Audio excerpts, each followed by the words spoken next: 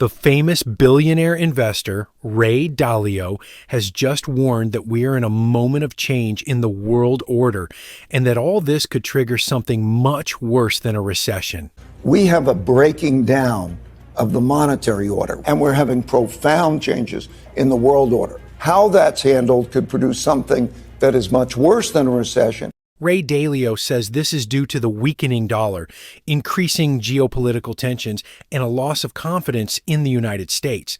In this video, we're going to explain simply and in a way that everyone can understand how we've reached this situation, what China's role is in all of this, and finally, we'll look at why we might be facing the end of the dollar as we know it. To understand the present, it's important to first understand the past. Since 1945, the U.S. dollar has been the world's leading reserve currency. This was decided in the Bretton Woods Agreement after World War II because the United States had a stable and reliable currency. Having a reserve currency is very beneficial for countries. This is because the dollar is not only held by the United States' central bank, but also by central banks in many parts of the world. Since dollars are a stable currency, they provide security, and that's why it's a currency that is stored globally. Just as with dollars, you can buy things in practically any country in the world. We can also highlight that oil is bought in dollars and international debts are paid in dollars. What this means is that the dollar is a currency accepted and desired worldwide. Historically, this has been very advantageous for the United States because the fact that the dollar is so widely accepted gives the United States significant advantage and allows it to borrow money very easily and cheaply. This is possible because many countries, companies, and individuals are willing to lend money to the United States at a low interest rate since they know it's a safe investment and that the United States will repay this money. Whereas if they lend that money to another country, they will likely lend it at a higher interest rate. Since lending money to a country in Africa, for example, will have more risk than lending money to the United States. But history has shown us that reserve currencies don't last forever. For example, the British pound was the reserve currency before the dollar, but before that we saw currencies like the French franc or the Spanish escudo. And they were all reserve currencies for a time, but were replaced by a new one. And this is exactly what Ray Dalio, a renowned investor, explains in his book, Principles for Dealing with the Changing World Order. What he says is that empires and reserve currencies are not permanent, but change roughly every 100 years. Ray Dalio explains that empires have three phases. The first phase is the rise, the second is the peak, and the third is the decline. Regarding the rise phase, he tells us that after a crisis or a war, a strong power with a strong currency will be the one that starts investing in education, innovation, and truly working hard. Then, international business will start to be conducted using this currency, and this leads to more and more people trusting this currency, and even countries using it as a store of value. We move on to the next phase, which is the peak.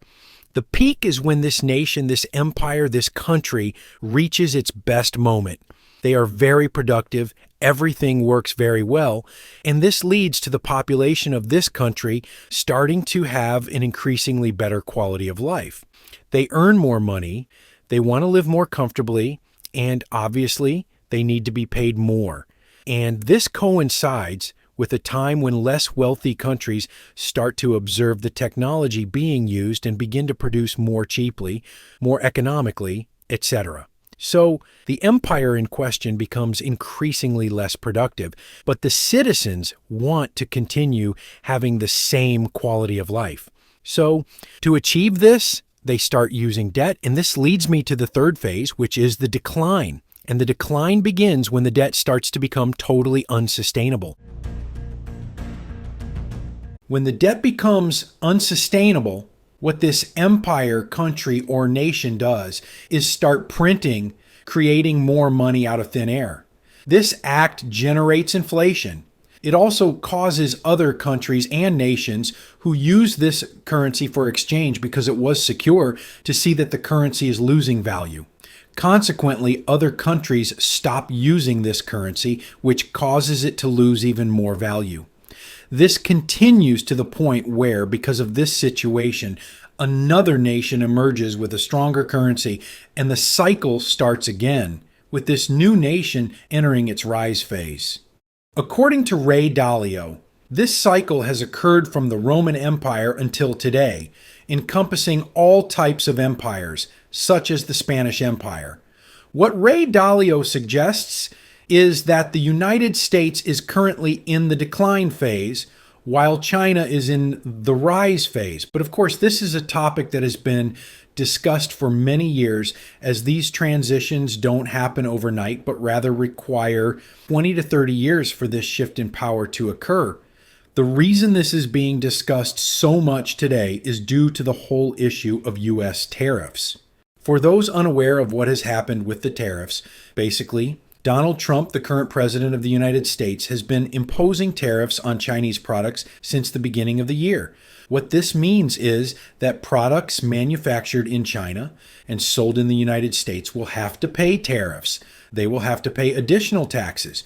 But on April 2nd, Donald Trump imposed these tariffs not just on some products from China, but he placed them on all products from practically every country in the world. For example, in the case of Chinese products, they will have to pay a 34% tariff. And I emphasize that these tariffs don't just affect China, but affect practically any country in the world. So this is very important to understand, because for a Chinese company selling in the United States, that's something really negative. Why? Well, basically, it will have to pay more taxes, and this will lead to it earning less money. Therefore, it will be less profitable. Alternatively, it will have to raise prices, and if it raises prices, it will normally have fewer customers and will also end up earning less money. So all of this will make non-U.S. companies less competitive, less profitable, and therefore they will end up growing less within their own territories. In response to all this, China has imposed its own 34% tariff on products manufactured in the United States. Basically, it has responded to this trade war by imposing the same tariff that the United States imposed on it. And China has stated that they will fight until the end in this trade war. And this trade war situation obviously negatively affects the markets. When these types of problems occur, stock prices tend to fall. And that is exactly what happened. Indeed, we have seen significant drops in the stock market in indices such as the S&P 500, the NASDAQ, and others. But here we come to something truly uncommon that happens but is happening now. When there's a stock market drop, it's because people are selling their assets. People are selling their investments. They have invested in different companies and decide to sell. So as they sell, everything falls. But normally, when investors sell their stocks, they typically move to other types of assets. Historically, we've seen how when stock markets fall, the price of bonds increases. This is basically because during times of uncertainty, people don't want to be invested in stocks and prefer to invest in a bond. A bond is simply debt, and I'm speaking specifically about United States bonds. A U.S. bond means you are lending your money to the United States, and the United States will return it to you. This is considered one of the safest investments in the world, which is why normally when the stock market falls, bonds tend to rise in value. But in this case, we find ourselves at a moment where both the stock market and U.S. bonds have fallen. And what this basically means is that investors no longer see bonds as a safe place to invest their money during downturns. The head of currency research at Deutsche Bank, one of the largest banks in the world, explains this perfectly in a statement. The damage to the dollar is already done. The market is re-evaluating the structural attractiveness of the dollar as the world's reserve currency and is undergoing a process of rapid de-dollarization. For the first time in decades during a stock market correction, money not only flowed out of stocks, but also out of the United States as a whole due to bond selling. This is undoubtedly a harsh blow to the United States because it demonstrates a loss of faith in the country. Adding to this perfect storm is the fact that China has been selling U.S. bonds for years. China has historically been one of the largest investors in U.S. bonds, to the point of having $1.2 trillion invested in U.S. Treasury bonds. However, over recent years, they have been reducing their exposure to the point where today they hold around $800 billion in U.S. bonds.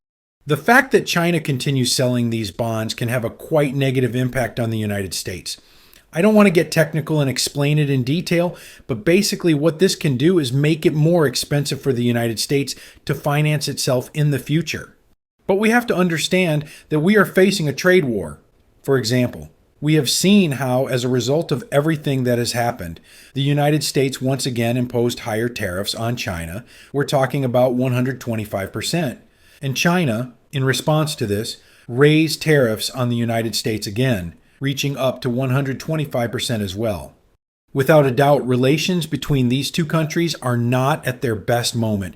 In addition to China selling these bonds, we have seen how since 2019 China has been increasing its gold reserves. We have seen how since 2019 they have increased their gold reserves by 45%. Without a doubt, relations between these two countries are not at their best moment. In addition to China selling these bonds, we have seen how since 2019 China has been increasing its gold reserves. We have seen how since 2019 they have increased their gold reserves by 45%. In the case of Saudi Arabia, we have seen how they have been considering using the yuan to sell oil instead of using the dollar. And this doesn't only happen with China, but we have also seen how the BRICS have considered and continue to consider today using their own currency to make exchanges among themselves without having to use the dollar. The dollar remains dominant in international reserves, and despite other currencies still being very far behind, the dollar has been slowly losing power. In the year 2000, approximately 71% of global reserves were in dollars, while in 2025 it has dropped to approximately 58%. The former U.S. Treasury Secretary was already warning about this in 2016. The more we condition the use of the dollar and our financial system to adherence to United States foreign policy, the greater the risk that, in the medium term, they will migrate toward other currencies and other financial systems. Once all of this is understood, let's bring it down to earth and see how all of this affects me personally. First, regarding the stock markets, what's clear is that we find ourselves at a moment when there's going to be tremendous volatility. If a country says, hey, I'm going to stop using the dollar, well, there's going to be an abrupt movement. If there's another country that says, well, I do want to use it, an abrupt movement. There are going to be abrupt movements, both upward and downward, that will be occurring. We've seen that they've already occurred, and we need to stay alert to all of this. And then, obviously, we have to talk about everything that has to do with geopolitics and alliances. In the end, the fact that the dollar is the main currency gives the United States gigantic power, since they can choose which country can use the dollar to make transactions. They can sanction certain countries. They can impose blockades, etc., etc. So if the world stops using the dollar, they're going to lose that power. And if the United States loses that power, the world will probably become a more fragmented place with more alliances. We could even see countries that dare to confront the United States without fear of financial reprisals, since they could rely on China's financial system. To conclude this video, I should say that absolutely nobody knows what's going to happen in the future. What's clear is that we find ourselves in a moment of uncertainty, in a relatively complicated moment, and we have to be prepared. For me, the best way to prepare is, number one, to have well-diversified investments, not put all your eggs in the same basket, and then also to have a stable source of income. Thanks for watching this video, and see you next time.